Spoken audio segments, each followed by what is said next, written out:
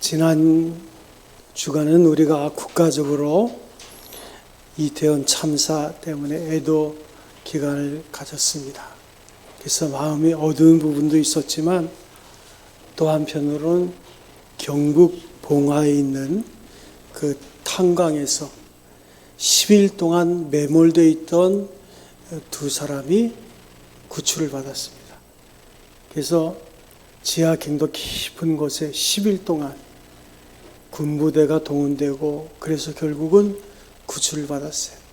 그 가족들이 애타게 기다리며 특별히 그 아들이 아버지는 꼭 살아나야 된다고 그렇게 됐는데 결국은 10일 동안 깊은 갱도 속에 있다가 이제 무너져 내린 갱도 속에서 구출됐습니다.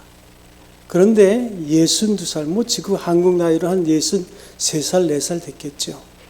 그 아버지가 구출되는데 아들이 맞이하면서 아버지 하면서 할 때 그 아버지가 한 말이 참 우리에게 소망을 줍니다. 그 아버지는 아무 일 없었던 것처럼 그 아들의 이름을 부르면서 준철이 왔니? 그러고는 병으로 갔다는 거예요. 그 10일 동안 그렇게 고통을 당하고 힘든 가운데 있는데 그 아들이 애타게 그렇게 아버지를 바랬는데 아버지는 아무 일 없는 것처럼. 그래서 신문 기자들이 그럽니다. 오랫동안 그 탄광 생활을 했기 때문에 아무 일 없는 것처럼. 또 가만히 생각해 보니까 그 시대, 그 63세, 4세 된 그 나이가 6.25 직후의 베이비붐 시대를 통해서 태어난 많은 세대입니다. 제 나이 또래입니다. 그땐 경쟁도 심했고 초등학교 가도 그 한 교실에 숫자가 70명, 80명 대학 입시는 또 왜 이렇게 힘들었는지 그런 시대를 살았어요. 지금이야 세월이 틀려서 세대가 차이가 나지만 그 시대를 살았던 사람들의 고백이 아닌가. 어떤 어둠 속에서도 희망의 메시지를 말할 수 있다는 것. 이 참 중요합니다.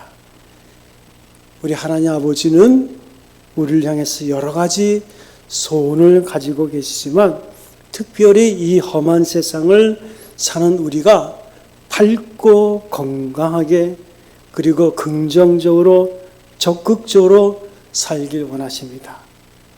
세상이 얼마나 악해요. 얼마나 더럽습니까? 모순이 많습니다. 그럼에도 불구하고 하나님의 자녀는 밝고 건강해야 됩니다. 적극적이고 긍정적인 삶을 살아야 되는 거예요. 오늘 성경 읽은 말씀을 보면 이 사실을 알 수 있습니다. 하나님께서 우리를 향해서 항상 기뻐하라 말씀하십니다. 그리고 너의 관용을 모든 사람에게 보이라 그렇게 말씀하세요. 뿐만 아니라 문제가 생겨도 염려하지 말고 감사함으로 하나님께 기도하라 그랬습니다. 이 세 가지 말씀을 우리가 묵상해 보면 하나님께서 어떤 삶을 살길 원하시는지 알 수가 있는 거예요. 우리가 이 말씀대로만 순종한다면 정말 세상 사람들과는 다른 모습을 우리가 하면서 살 수 있을 겁니다. 문제는 알면서도 실천이 안 된다는 데 문제가 있어요. 이제 이 말씀을 통해서 특별히 오늘 우리 인간관계 속에서 가장 문제가 되는 것 관용입니다. 이 관용에 대해서 우리가 생각해 보려고 합니다. 너의 관용을 모든 사람에게 알게 하라. 주께서 가까우시니라. 2021년도 전문적인 그 결혼 정보업체인 듀오에서 한국 젊은이들을 상대로 해서 설문조사를 했습니다. 가장 이상적인 배우자의 조건이 무엇인가 하는 질문입니다. 그런데 그 젊은이들의 그 대답 제1순위 76%가 성격을 들고 있어요. 그래서 내가 만날 배우자는 좋은 성격을 가졌으면 좋겠다. 그러면 어떤 성격을 원하는가 그랬더니 너그러운 성격이라 대답했어요. 여러분, 우리의 배우자들이, 우리의 남편이, 우리의 아내가 상대 배우자에게 원하는 것이 뭘까요? 너그러운 성격입니다. 이 너그러운 마음이 바로 관용이에요. 우리는 관용을 원합니다. 그리고 모든 사람이 나는 그렇게 못한다 할지라도 나에게만큼은 관용을 베풀었으면 하는 그런 마음을 가지고 있어요. 오늘 성경의 사도 바울은 이 관용을 말합니다. 그런데 여기서 말하는 관용은 우리가 일반적으로 생각하는 관용보다는 훨씬 더 깊은 의미를 가지고 있어요. 그 당시에 초대교회 사람들, 다시 말해서 그 당시에 예수 믿는 사람들은 엄청난 핍박을 받았어요. 모든 손해를 다 당하고 살았습니다. 법적인 조치도 그리고 그 보호도 받지 못했습니다. 재산을 몰수당하기도 하고 예수 믿는다는 그 이유 때문에 자녀들이 친구들과 어울리지도 못하고 때로는 살고 있던 삶의 터전을 송두리째 빼앗기는, 그리고 정처 없는 유황생활, 심지어는 카타콤이라 그래가지고 지하 공동묘지에서 생활을 하기도 했습니다. 그리고 남모르게 끌려가서 죽임을 당하기도 하는 그런 일들이 비일비재했어요. 이런 일을 당할 때 자기를 핍박하고 괴롭히는 사람을 위해서 저기를 품거나 분노하지 말고 오직 하나님만 바라보면서 용서하고 인내하고 기다리는 태도를 관용이라 그렇게 해석했습니다. 다시 말해서 오늘날 나의 마음이 잘 안 맞는 사람을 가지고 품는 그런 사치스러운 그런 관용이 아니에요. 나를 정말로 괴롭히고 나에게 엄청난 피해를 입히는 사람을 향한 넓은 마음, 그 관용을 말하고 있어요. 그래서 하나님께서 우리를 위해서 모든 사람에게 무슨 마음? 관용의 마음을 나타내 보이라 명령하십니다. 명령이라는 것은 뭘까요? 해도 되고 안 해도 되는 것이 아니라 너희가 예수 믿느냐? 그렇다면 그렇게 살아라 하는 거예요. 그런데 이런 말씀을 들을 때 얼마나 우리가 주눅이 듭습니까? 우리는 조금만 마음이 틀어져도 못 품어요. 나를 핍박하는 원수를 풀어준다는가? 나를 미워하는 사람을 위해서 기도한다? 나에게 피해를 주는 사람을 위해서 축복한다? 이런 넓은 마음을 가지고 사람을 대하기란 보통 어려운 일이 아니죠. 그래서 이런 말씀 앞에서 우리는 부담을 느낄 수밖에 없는 거예요. 관용의 본질은 긍휼입니다. 불쌍히 여기는 마음이 있어요. 다시 말해서 우리가 다른 사람을 너그럽게 받아들이려면 그 사람을 불쌍히 여기고 사랑하는 마음이 밑바닥에 있어야 되는 거예요. 다시 말해서 그 사람의 처지로 내려가서 그의 입장을 끝까지 이해하려는 마음이 있을 때 관용할 수 있어요. 이게 긍휼입니다. 여러분, 예수 그리스도를 한번 생각해 보세요. 예수님의 관용의 극치는 십자가입니다. 로마서 5장에 이렇게 말씀합니다. 우리가 죄인이었을 때, 우리가 하나님과 원수였을 때, 우리가 하나님 앞에 연약한 자일 때 하나님께서 우리를 사랑하셨다는 거예요. 그리고 예수님이 실제로 보여주신 장면을 보면 자기의 손과 발목에 못을 박는 자들을 하나님께서 뭐라 말씀하셨어요? 하나님 아버지, 저들은 자기들이 지금 하는 것을 알지 못합니다. 그들은 죽이라고, 십자가에 못 박히라고 그렇게 외치는데 예수님은 저들이 자기들이 하는 일을 알지 못하는 거예요. 왜냐하면 예수님이 이 땅에 오신 목적은 우리의 영혼을 구원하기 위해서 오셨는데 그들은 예수님을 십자가에 못 박히는 거예요.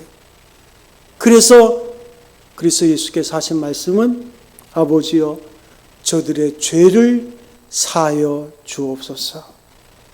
이처럼 용서하고 품는 것이 바로 관용입니다.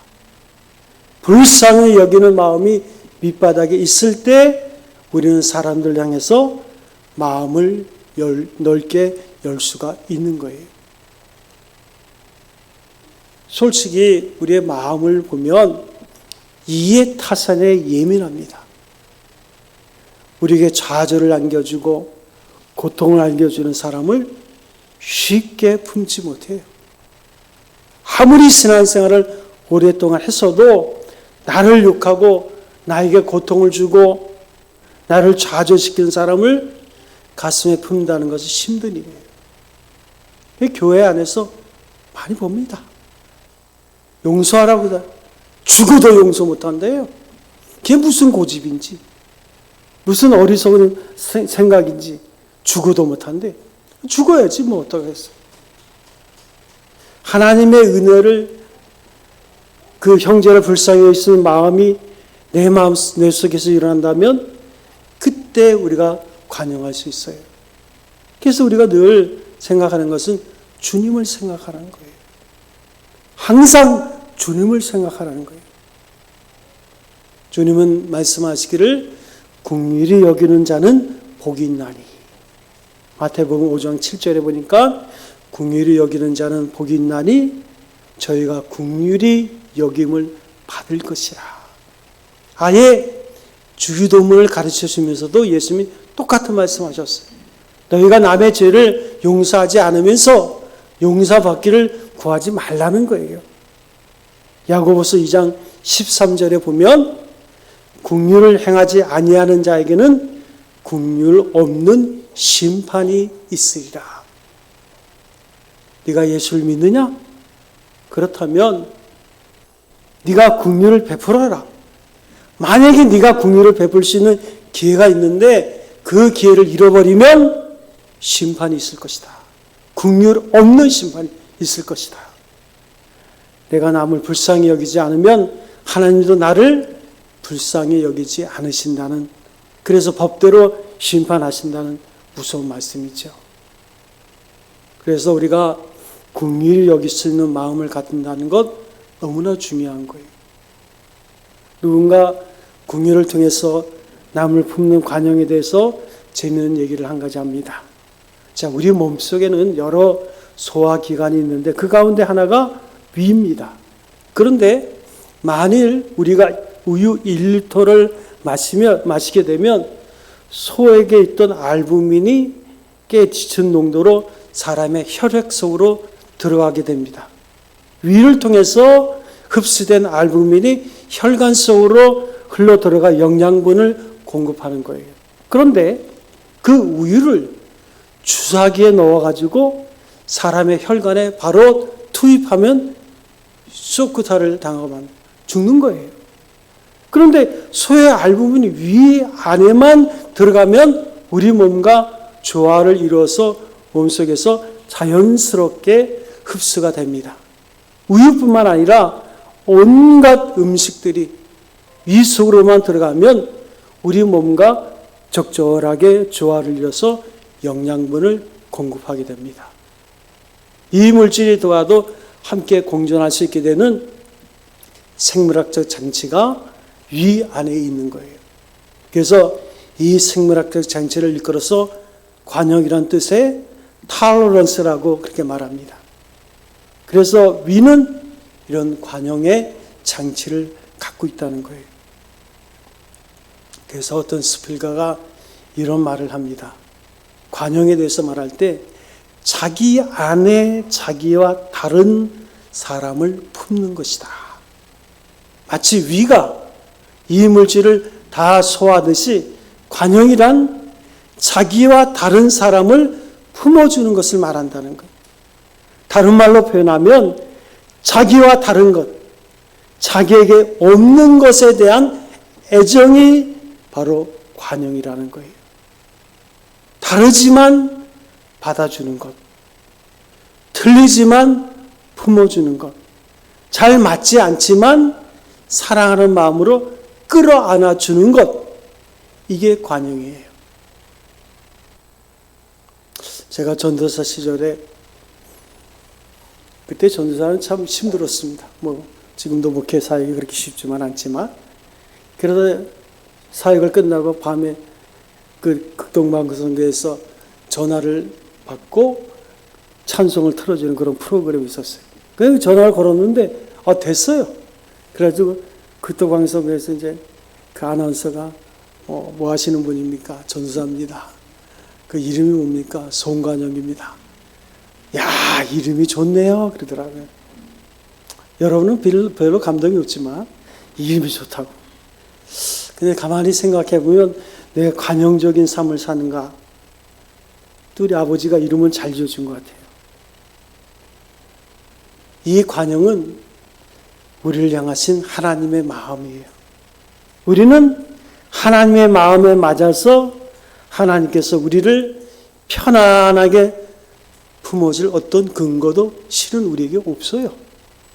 그럼에도 불구하고 하나님은 우리를 불쌍히 여겨서 인자와 긍휼로 간을 씌우십니다. 한만 생각해 봐도 우린 병도 또 많고 문제가 많아요. 그런데 하나님이 품어주시는 거예요. 우리의 허물을 허물대로 갚지 않으시고 법대로 우리를 다루지 않으시고 아버지가 자식을 불쌍히 여긴 같이 우리를 품어주시고 계신 것이 바로 하나님의 마음이에요. 이것이 하나님께서 우리에게 보여주고 있는 관용입니다. 사랑하는 성도 여러분, 여러분은 얼마나 관용하며 살고 있습니까? 뜻이 잘 맞지 않는 자들을 얼마나 품고 있어요? 여러분들을 힘들게 하는 자들에게 얼마나 마음을 넓히고 있습니까? 심지어 해를 끼치는 자들을 얼마나 불쌍히 여기면서 품어주고 있습니까? 그렇게 했더라면 우리의 인생의 삶이 훨씬 더 밝고 건강하고 긍정적이고 적극적이고 능력 있는 삶이 되었을 거예요. 그런데 아무것도 아닌 문제에도 품어주지 못하고 갈등하면서 어두운 고통의 시간을 보내고 있는 모습들이 때로는 우리의 모습일 때가 있는 거예요. 우리는 인정해야 됩니다. 우리 모두가 인간이에요. 우리가 중생막, 다시 말해서 거듭나고 예수 그리스도를 닮아가는 그리스도의 그 삶을 산다고 노력하지만 여전히 인간적인 약함이 있고 부패한 인간의 본성이 우리에게 남아있는 거예요. 그것 때문에 서로 상처를 주고 사람을 만난다는 게 갈등이 되고 잘못하면 등을 돌릴 수 있는 그런 여지가 우리에게 주어지는 거예요. 그래서 우리에게 이런 약점이 있음을 알고 서로 불쌍히 여길 줄 알아야 되는 거예요. 여러분, 우리의 배우자에게 완전을 기대하지 마세요. 내가 만나는 사람이 완전하지 않습니다. 목사인 저도 마찬가지입니다. 이건 불가능한 일이에요. 예수 믿고 거듭나서 하나님을 찬양하는 거룩한 백성이 됐지만 우리는 여전히 인간의 약점을 가지고 있는 거예요. 그것이 노출이 될 때 우리의 마음의 상처와 아픔이 되는 거예요. 그래서 우리가 아예 완전을 기대하지 마세요. 또한 어떤 실수나 잘못을 범했다 할지라도 거기에 얽매이고 형제를 보지 마세요. 다시 말해서 단점을 보는 것이 아니라 그의 좋은 점을 생각하는 것. 잠깐 그 잘못에 의해서 상처를 입을 수는 있지만 거기에 매어 있어서는 안 됩니다. 이 사람을 잘 못 보는 거예요. 그러니까 어떤 분은요, 좋은 점만 그렇게 바라보지만 어떤 분은 단점을 아주 빠르게 캐치합니다. 그게 별로 좋은 건 아니에요. 우리는 그 잘못에서 벗어나야 됩니다. 형제의 여러 가지 좋지 못한 것을 잊어버릴 수 있도록 우리의 마음을 돌려야 돼요. 주님을 생각하세요. 우리가 죄인이었을 때, 원수였을 때 우리를 품어주신 주님을 생각해서. 그래서 우리는 빚을 지고 있어요. 누구에게? 하나님께. 어떤 빚을 지고 있을까요? 사랑의 빚을 지고 있어요. 갚을 수 없는 엄청난 사랑의 빚을. 그래서 내가 누군가를 용서하고 사랑하고 관용한다는 것은 그래도 조금 빚을 갚긴 갚는 거예요. 사랑과 용서의 능력을 가지고 위험한 감정, 해로운 감정에서 우리가 벗어나야 됩니다. 거기에 얽매여서는 안 되는 거예요. 우리가 은혜를 구하면서 노력만 하면 하나님께서 긍휼히 여기는 축복, 긍휼히 여길 수 있는 능력을 부어주시는 거예요. 생각해 보세요. 아니 우리가 십자가의 은혜로 구원받았는데 하나님이 우리가 선한 일을 하겠다는데 안 도우겠어요? 악한 일을 하는데 도와주겠어요? 선한 일을 하는데 도와주겠어요? 그 가만히 보면 우리가 의도하는 게 선한 일을 하겠다는 의도보다는 우리의 감정에 시들릴 때가 얼마나 많은지 몰라요. 그래서 사랑이 증오를 극복하는 은혜를 우리가 함께 나눌 수 있는 것, 그게 바로 교회입니다. 여러분, 교회는 믿음으로 서로의 의심을 극복할 수 있는 것이 교회예요. 교회의 주인은 예수님입니다. 머리가 예수님이고 우리는 그 몸의 지체로 존재하는 거예요. 그래서 소망을 가지고 절망을 이길 수 있는 능력을 교회가 체험해야 돼요. 잔 칼빈은 그래서 교회를 가르쳐서 어머니의 품이다 그렇게 말하고 있습니다. 형제의 약함을 끌어안는 것이 교회의 모습이에요. 서로의 실수까지도 함께 짊어지는 것이 교회입니다. 교회 안에서 우리가 서로 불쌍히 여기고 관용하지 못한다면 그 사람은 밖에 나가서 똑같아요. 쉽게 말해서 그 사람은 아직도 주님의 마음을 담지 못한 거예요. 아니, 닮으려고 노력도 안 하는 거예요. 교회 안에서 담을 쌓고 있는 사람이 있습니까? 오늘 예배 마치고 우리가 11월 첫째 주일로 예배 드리는데 금년에 가기 전에 자신을 드러내고 약함을 고백하면서 서로를 품는 아름다운 관계로 돌아가야 됩니다. 저도 한번 생각해 봤어요. 이 설교 준비하면서 내가 혹시 미워하는 사람이 있나 쫙 봤어요. 없더라고요. 다행히. 감사하게도 아직 그런 사람은 없어요. 두 번째로는 가족에게 관용을 베풀어야 됩니다. 여러분, 가족이 얼마나 소중한지 몰라요. 살과 피를 나는 혈육의 관계가 가족입니다. 그래서 가족만큼 중요한 것도 없어요. 이 세상에서 끝까지 갈 수 있는 사람이 있다면 가족밖에 없습니다. 가족이야말로 우리가 이 험한 세상을 살아갈 동안에 좌절하지 않도록 항상 세심과 위로를 공급받으면서 마음의 기쁨을 누릴 수 있도록 하나님께서 허락하신 유일한 선물이 가정입니다. 그래서 가족만큼 가까우면서 또 한편 생각하면 서로 상처를 주고받고 잘못하면 미워하고 원수되기 쉬운 관계도 없는 거예요.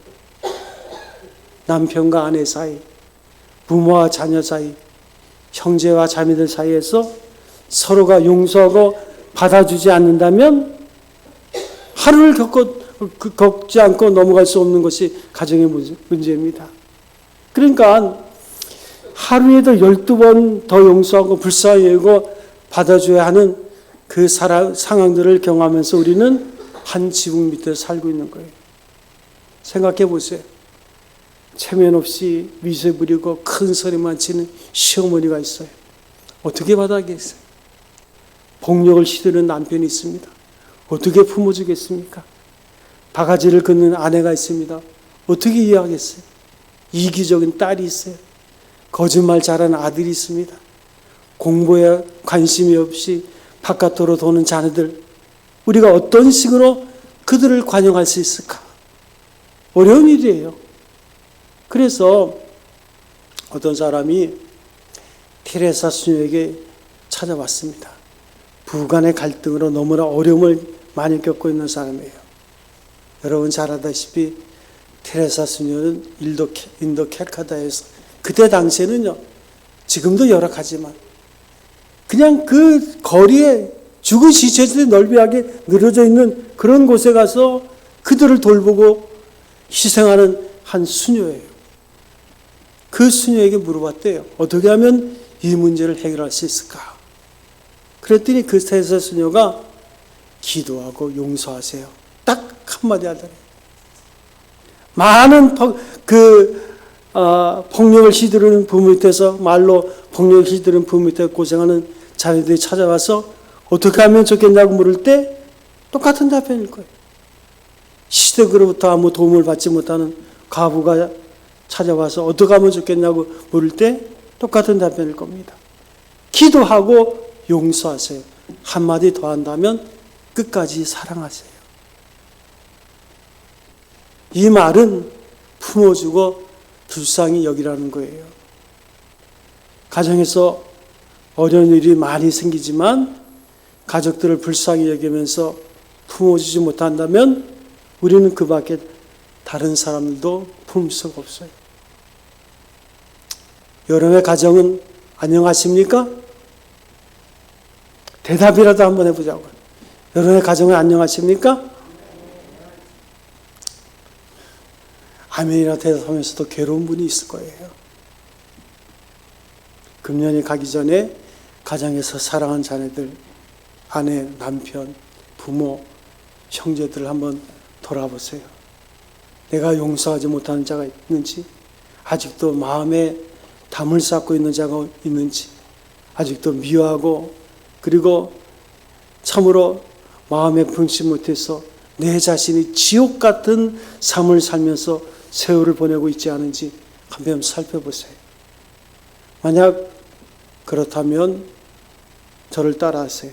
너희 가정을 모든 사람에게 알게 하라. 다시 한번 말합니다. 너희 가정을 모든 사람에게 알게 하라. 남편에게 내가 예수님을 모시고 살기 때문에 내 마음이 얼마나 넓은가를 보여줘야 돼요. 아내에게 그 마음을 보여줘야 돼요. 자녀들에게 보여줘야 돼요. 나를 미워하는 그 가족들에게 그 날로 마음을 보여줄 때 우리가 살고 있는 우리의 삶의 현장에서 하나님께서 영광을 받으시는 거예요. 우리가 지금까지는 이처럼 교회 안에서, 가정 안에서 관용해야 된다는 사실을 함께 생각해 봤어요. 끝으로 우리는 세상 사람들에게 관용해야 됩니다. 세상을 바라보면 얼마나 악하고 거짓되고 더럽습니까?